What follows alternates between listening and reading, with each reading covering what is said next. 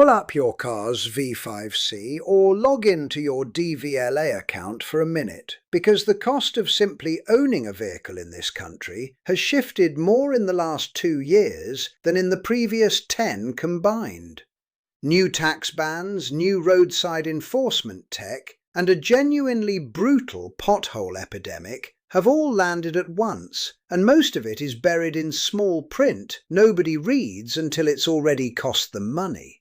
If you don't know exactly how these changes apply to your specific make, model, fuel type and registration date, there's a real chance you're carrying a liability you don't know about yet.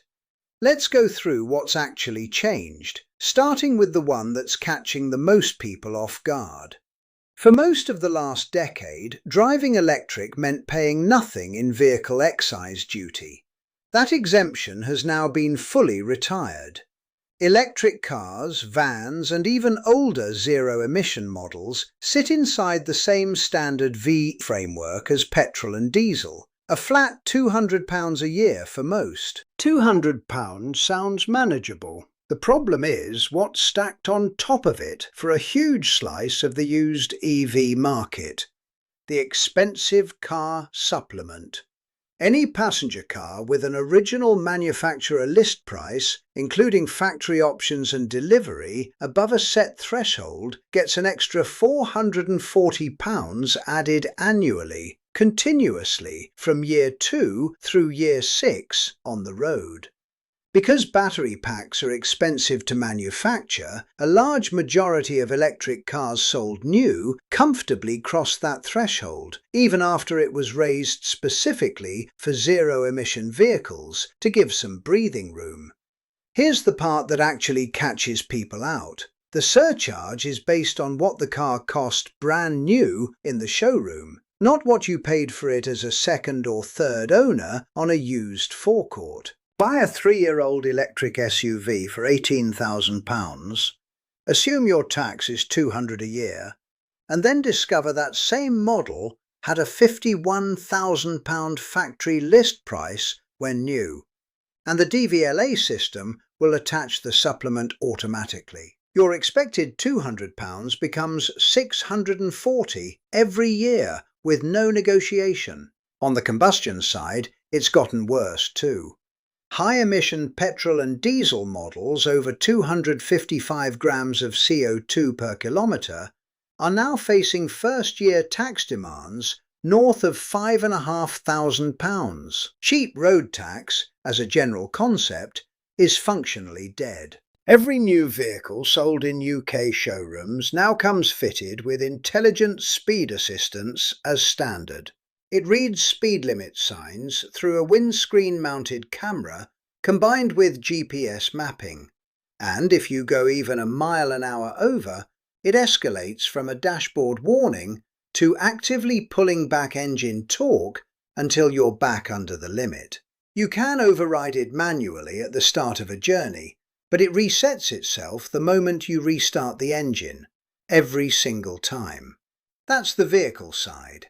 The roadside side has changed just as fast. AI-equipped camera units are now deployed widely across UK police forces, and they don't just clock speed anymore.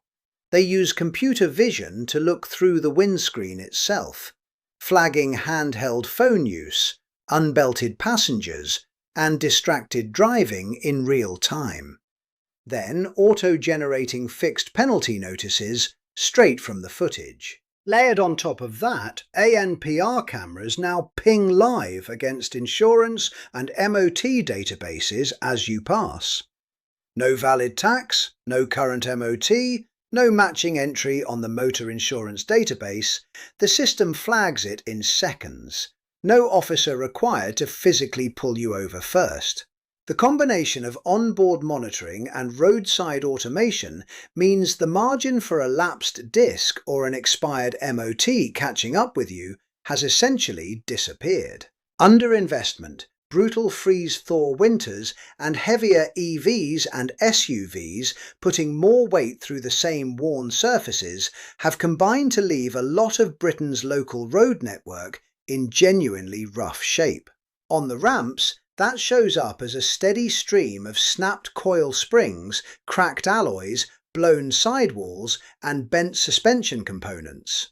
Repair bills routinely landing between £800 and £2,000 on cars with complex multi-link suspension. Getting a council to actually pay for that damage has become close to a losing bet, unless you build your case properly. Highway authorities are leaning hard on Section 58 of the Highways Act 1980, and the overwhelming majority of claims get rejected on the grounds that the pothole wasn't previously reported or that a routine inspection had technically been carried out shortly beforehand. If you do hit something that causes real damage, the claim lives or dies on what you document at the scene. Clear photos of the pothole with something for scale next to it, the exact location pinned on your phone, and a garage report that specifically states the damage pattern matches sudden impact rather than gradual wear. Skip any of that and the claim tends to go nowhere. Fuel duty has quietly funded a huge share of the Treasury's transport revenue for decades, and that stream shrinks every year more drivers go electric. The structural answer being worked on behind the scenes is a pay-per-mile system, a straight distance charge replacing the flat annual VED fee, currently penciled in at around 3 pence per mile for electric cars and roughly half that for plug-in hybrids. On an average 10,000-mile driving year, that's another £300 a year that quietly erases a big chunk of what made switching to electric look cheap in the first place. The groundwork for that is already being laid. OT mileage readings are being fed into a centralised registry that tracks distance trends across ownership history, and clean air zones and congestion charges keep expanding city by city, with London's central zone charge already up to £18 a day. None of this is theoretical anymore. It's infrastructure being built quietly in the background of routine checks you already go through every year. None of this requires a mechanic or an accountant to sort out.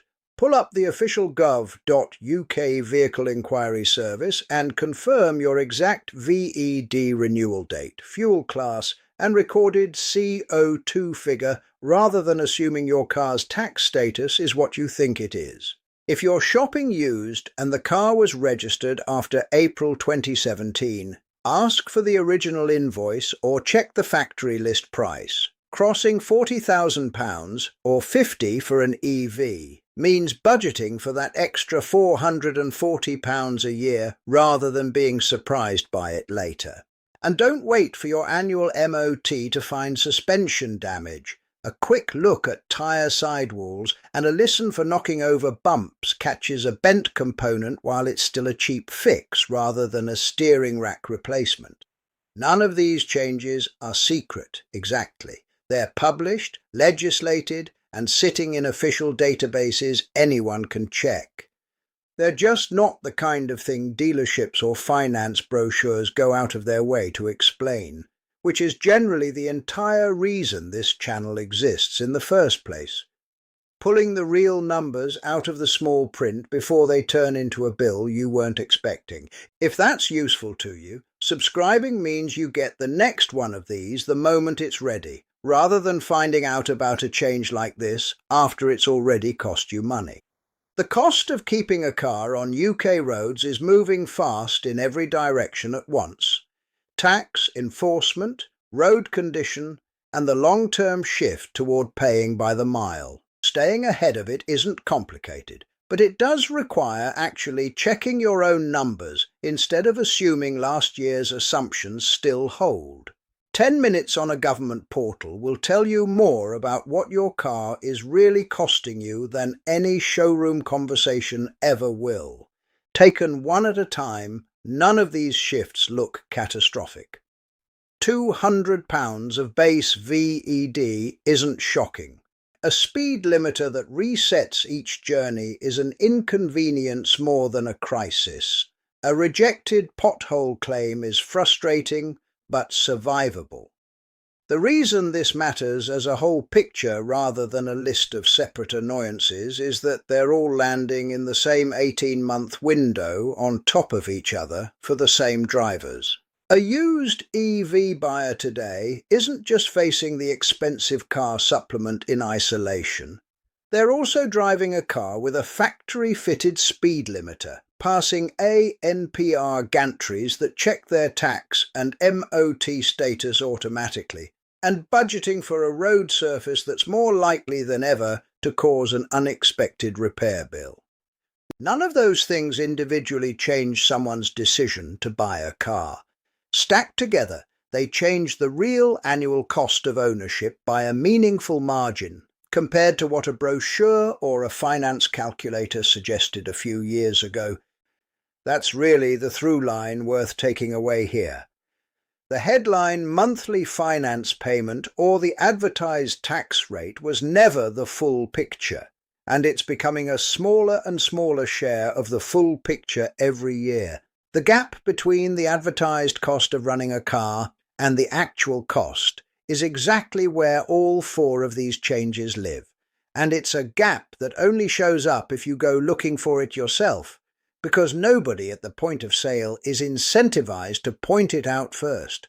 Check your own numbers against your own car this week, the DVLA record, the original list price, the tyres and suspension underneath you, and you'll know exactly where you stand instead of finding out the expensive way, one letter or one warning light at a time.